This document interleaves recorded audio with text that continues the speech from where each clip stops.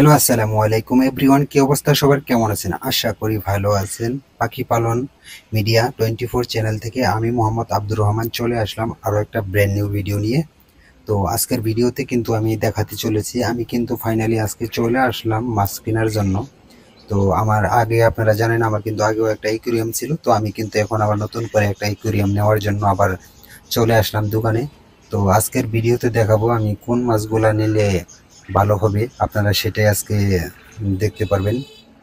তো আপনারাও কিন্তু কমেন্ট করে জানাইবেন কোন মাছগুলো আপনাদের কাছে সুন্দর লাগে, আর মাছগুলা দেখতে থাকুন। কোন মাছগুলা সুন্দর লাগে অবশ্যই কমেন্টে জানাইবেন।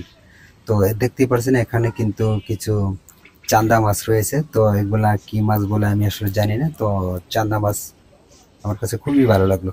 তো এই মাছগুলোও দেখতে পাচ্ছেন, এই মাছগুলোও কিন্তু সুন্দর লাগলো। আর এখানে কিন্তু খুব সুন্দর সুন্দর কিছু ছোট মাছ রয়েছে। তো আপনারা জানেন আগের বার কিন্তু আমার খুব বড় বড় মাছ ছিল। তো এবার কিন্তু বড় কোনো মাছ নিব না, এবার আমি ছোট মাছগুলাই নেওয়ার ট্রাই করব। কারণ বড় মাছ নিলে দেখা গেছে ছোট কোনো মাছ রাখা যায় না। তো বড় মাছগুলা ছোট মাছগুলারে খেয়ে নেয়, তার জন্য বড় কোনো মাছ নিব না, এবার নিলে কিন্তু ছোট মাছগুলাই নিব। তো আপনারা দেখতে পাচ্ছেন এখানেও কিন্তু খুব সুন্দর কিছু মাছ রয়েছে। এখানে গোলফিশ রয়েছে, খুব সুন্দর গোলফিশ। তো এটাকে কি চাঁদা বলে আমি জানি না। তো সুন্দর লাগলো খুবই। তো এখানে কিন্তু কিছু ট্যাংরা মাছ দেখতে পাচ্ছেন, খুবই সুন্দর কিউট মাছগুলা।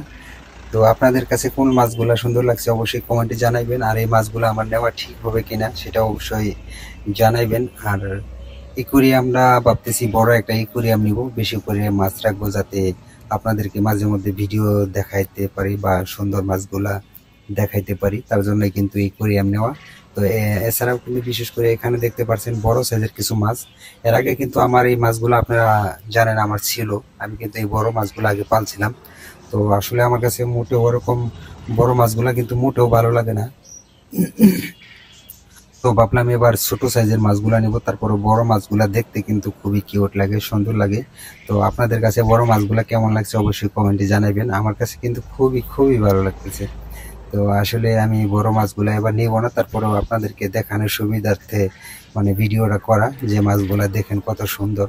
আল্লাহর সৃষ্টি কতই না সুন্দর, দেখতেই পারছেন এখানে খুব সুন্দর মাছগুলা দেখা যাচ্ছে। তো আমি কি বলবো, এক কথায় আমার কাছে খুবই ভালো লাগছে। সো গাইস, আপনারা যে যেখান থেকেই দেখতেছেন অবশ্যই কমেন্টে বলে দিবেন। আর আমার চ্যানেলে যারা কিনা নতুন আছেন অবশ্যই ইউটিউব চ্যানেলটা সাবস্ক্রাইব করে দিয়ে পাশে থাকবেন। যারা কিনা ফেসবুক পেজ থেকে দেখতেছেন ফেসবুক পেজটাকে ফলো করে দিয়ে পাশে থাকবেন। এতে করে কিন্তু আরো সকল প্রকার ভিডিও আপনি এই চ্যানেল থেকে সবার আগে পেয়ে যাবেন। তো আপনারা জানেন আমি কিন্তু এই চ্যানেলে পাখি লালন পালন করার জন্য যে ধরনের ভিডিও দিয়ে থাকি বা আপনারা দেখেন, তো আমি কিন্তু নিয়মিতই কিন্তু পাখিকে কিভাবে লালন পালন করতে হয় আমি কিন্তু ওই ধরনের ভিডিওই কিন্তু আমার এই চ্যানেলে আপলোড করে থাকি।